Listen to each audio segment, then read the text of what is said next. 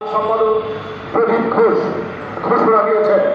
যে আগামী 48 ঘন্টার মধ্যে এই যারা বিভিন্ন ওবিসি সহ বিভিন্ন জায়গায় হামলা চালিয়েছে, অগ্নিসংযোগ করেছে, দেশকে অস্থিতিশীল করার চেষ্টা করেছে, তাদের বিরুদ্ধে যদি ব্যবস্থা গ্রহণ করতে না পারে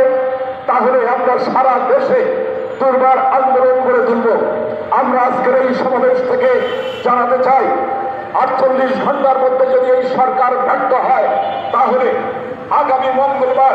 আমরা সারা দেশে ওবিসির বিভিন্ন শাখায় শাখায় জেলায় জেলায় সেখানকার যে সমস্ত